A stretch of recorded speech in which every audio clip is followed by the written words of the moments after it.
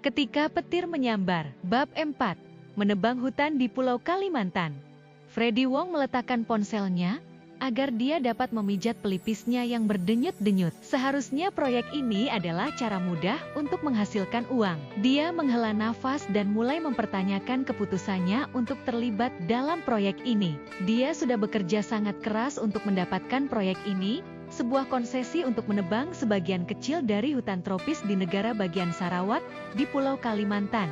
Tidak ada usaha lain yang lebih menguntungkan selain penebangan kayu di hutan tropis Kalimantan, pulau terbesar ketiga di dunia yang terletak di kawasan Asia Tenggara. 3 negara menempati pulau itu, Kesultanan Brunei, 2 negara bagian Malaysia Timur, dan 5 provinsi Indonesia. Dulu seluruh pulau ditutupi hutan tropis, sampai beberapa dekade yang lalu ketika mesin, truk, dan gergaji mesin dibawa masuk ke pulau tersebut, dan sebagian besar hutan tropis menghilang dengan kecepatan yang mengkhawatirkan, akibat dari pemukiman manusia dan akumulasi kekayaan. Bahkan setelah puluhan tahun penggundulan hutan besar-besaran, banyak bagian dari Pulau Kalimantan masih dihuni hutan yang belum pernah dijelajahi manusia. Lebih dari cukup untuk menghasilkan bisnis yang menguntungkan.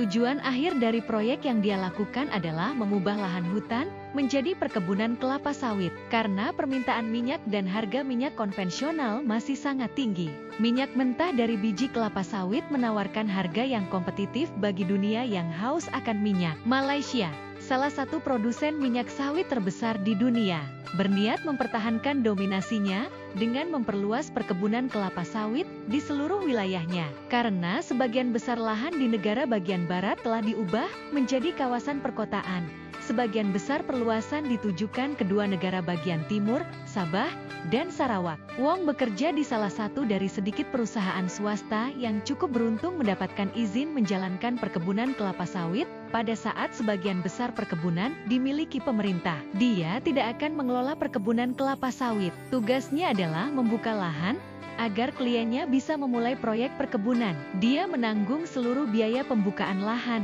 dan dia akan mendapat keuntungan dari penjualan semua kayu dari hutan yang dia tebang. Itu merupakan perjanjian yang sangat bagus baginya. Mengekspor kayu merupakan bisnis yang sangat menguntungkan karena harga kayu dan permintaannya sangat tinggi. Malaysia adalah salah satu dari sedikit negara di dunia yang memiliki sumber daya yang dibutuhkan negara-negara lain di dunia. Beberapa dekade yang lalu, dia bisa mencapai status miliarder jika dia berkecimpung dalam bisnis kayu. Pada masa itu orang dapat melakukan penebangan kayu sebanyak yang mereka inginkan dan dapat melakukannya dengan sangat mudah. Sebagian besar lahan hutan di Kalimantan merupakan lahan tak bertuan. Hutan ada di sana, menunggu untuk diambil.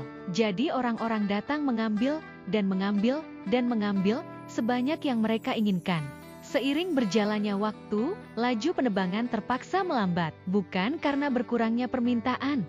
Tidak ada masalah dengan permintaan. Masyarakat masih membutuhkan kayu untuk segala hal dalam kehidupan mereka, dan mereka masih menggunakan kayu secara sembarangan. Bedanya adalah peningkatan kesadaran untuk menjaga kelestarian lingkungan yang membuat pelanggan rewel mengenai dari mana kayu tersebut berasal. Misalnya, mereka tidak mau membeli kayu hasil penebangan liar atau kayu yang diproduksi tidak sesuai standar tertentu, agar hutan tidak gundul. Pemerintah juga mulai menyadari pentingnya menjaga hutan tropis yang tersisa, dan mulai menerapkan segala macam peraturan untuk mengatur berapa banyak sisa hutan yang akan digunakan untuk budidaya dan reservasi.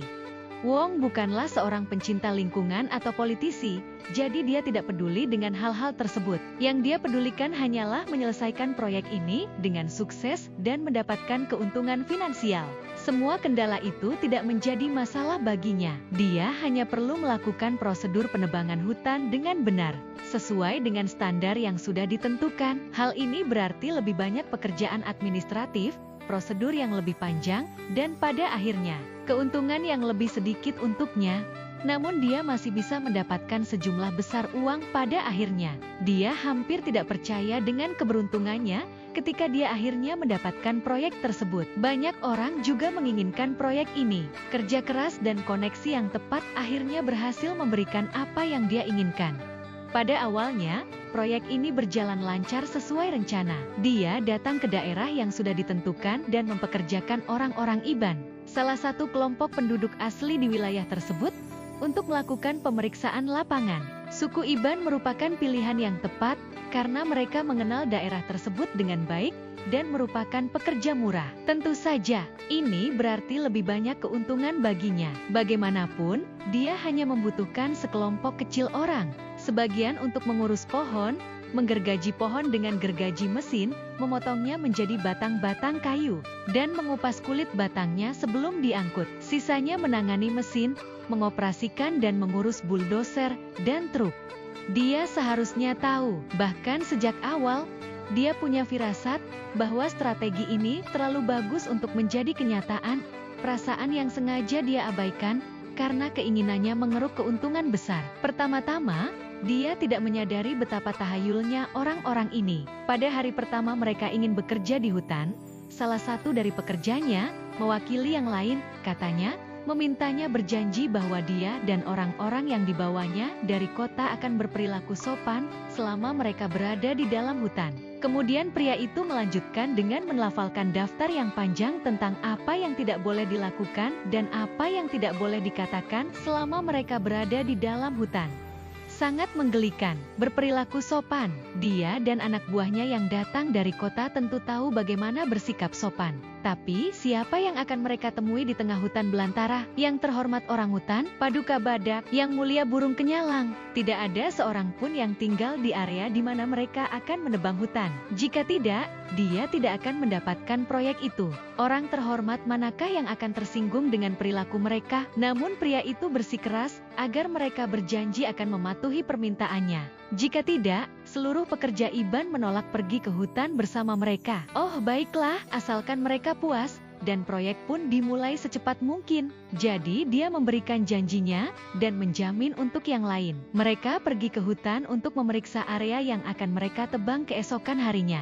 Dan semuanya berjalan dengan baik. Kecuali ada beberapa kejadian di mana percakapan mereka dihentikan secara tiba-tiba, atau mereka dilarang melakukan sesuatu. Orang-orang aneh, kata mereka kepada satu sama lain. Itulah akibatnya jika seseorang tinggal terlalu lama di pedalaman, jauh dari peradaban manusia. Yang penting, minggu pertama berjalan dengan lancar. Mereka berhasil menebang hutan sesuai jadwal. Dia mulai bermimpi tentang apa yang ingin dia lakukan dengan semua keuntungan yang akan dia dapatkan.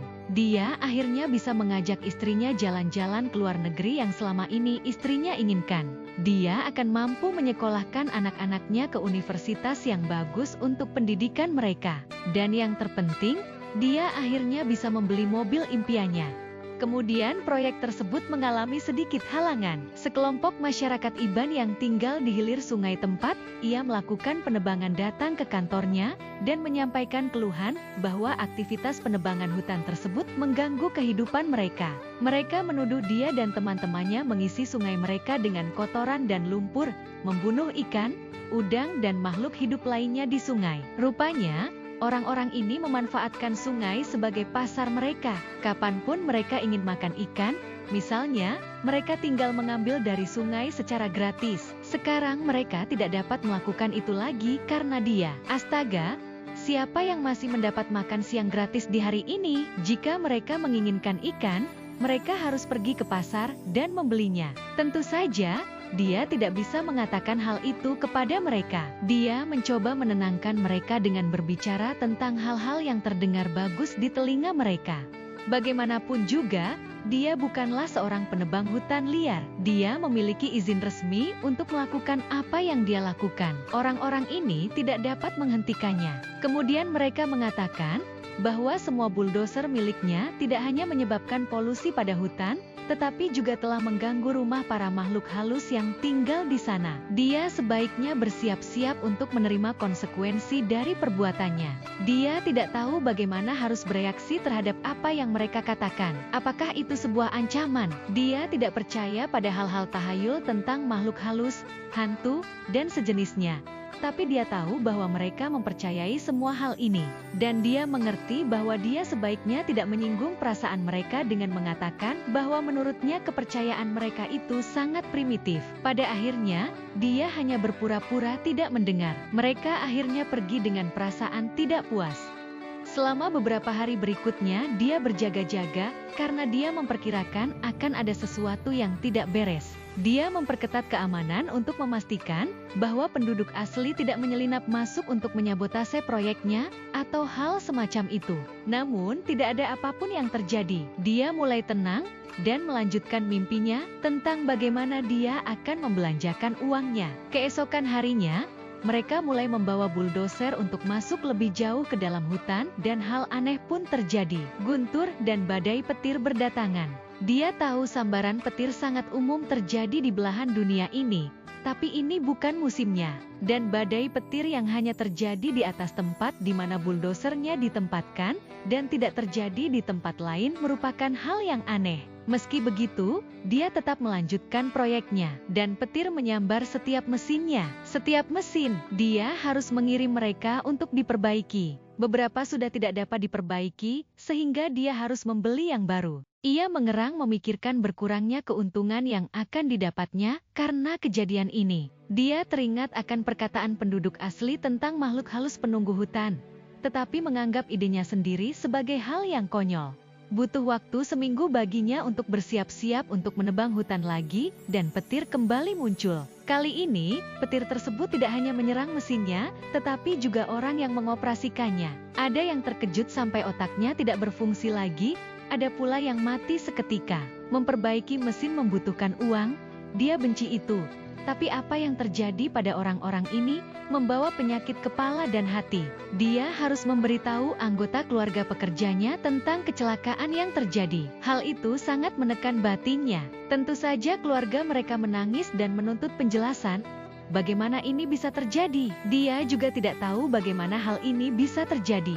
Sayangnya, hal itu tidak menghibur mereka. Dia tahu mereka menyalahkannya. Tapi yang benar saja, bagaimana mungkin itu salahnya? Selain itu, dia harus berurusan dengan polisi atas kematian para pekerjanya. Mereka terus-menerus mempertanyakan prosedur keselamatan yang dia gunakan, mencoba mencari bukti untuk menyalahkan dia atas kelalaian. Ia berhasil menyelesaikan semuanya setelah melalui proses panjang yang melelahkan dan penuh tekanan batin. Itu kejadian 6 bulan yang lalu. Saat dia akan mulai menebang, badai petir kembali terjadi. Tidak ada pekerja IBAN yang mau mengoperasikan mesin tersebut. Bahkan setelah dia berjanji akan melipat gandakan gaji mereka. Dasar orang-orang pengecut. Sayangnya, dia tidak bisa mengoperasikan semua mesin itu sendirian, dan semua orang yang dia bawa dari kota hanya tahu cara melakukan pekerjaan administratif. Dia memutuskan untuk menghubungi rekan-rekannya untuk memberinya beberapa pekerja. Tolonglah, dia tidak mau mempekerjakan penduduk asli lagi. Mereka tidak dapat diharap. Salah satu dari mereka mendatanginya dan berkata, "Apa yang dia katakan?" "Oh ya," dia bilang, "hentikan semua ini dan pulanglah." Makhluk halus di hutan ini tidak menyukai apa yang Anda lakukan terhadap rumah mereka. Coba dengar itu. Dia tidak punya waktu untuk menangani hal tahayul semacam ini di atas semua masalahnya. Dia sudah terlambat dari jadwal dan harus mengejar waktu, atau proyek ini akan diberikan kepada orang lain. Ternyata, mendapatkan pekerja yang bisa mengoperasikan mesinnya tidaklah mudah. Dia menghubungi rekan-rekannya dari seluruh Sarawak, Sabah, dan bahkan Brunei dan Kalimantan. Mereka semua mengatakan hal yang sama kepadanya. Mereka juga kekurangan tenaga kerja. Penduduk setempat tidak mau mengoperasikan mesin untuk menebang hutan. Awalnya dia mengira mereka tidak mau membantu karena dia adalah pesaing mereka. Mereka ingin menginjaknya saat dia terjatuh. Dia lalu memohon belas kasihan mereka dengan menyatakan bahwa mereka kan telah berteman lama. Tidak dapatkan mereka bisa memberinya sedikit kelonggaran di saat dia susah. Akhirnya mereka bereaksi dengan bercerita tentang permasalahan mereka sendiri dalam menghadapi badai petir dan kilat selama 8 bulan terakhir. Banyak pekerja mereka, terutama penduduk asli, berhenti bekerja tanpa dapat dibujuk untuk kembali. Mereka benar-benar tidak memiliki tenaga pekerja untuknya. Apa yang sebenarnya terjadi sebenarnya? Badai petir yang merajalela dan menyerang para penebang hutan di seluruh pulau. Kita berbicara tentang 3 negara berbeda di sini, Malaysia, Indonesia, dan Brunei. Dia akhirnya mempekerjakan pekerja baru dari Malaysia bagian barat. Itu berarti lebih banyak dokumen, izin kerja, dan gaji. Dia bergidik memikirkan semua keuntungan yang hilang sampai saat ini saja. Kabar baiknya, proyek ini akhirnya dapat dilanjutkan. Dia sangat senang sepanjang pagi ini, berharap semuanya berjalan lancar. Namun di penghujung hari kerja, tidak ada pekerja dan mesinnya yang kembali. Para pekerja baru itu tidak mungkin mencuri semua mesinnya. Yang benar saja, mungkin 1 atau 2. Tapi semuanya, itu kan tidak mungkin.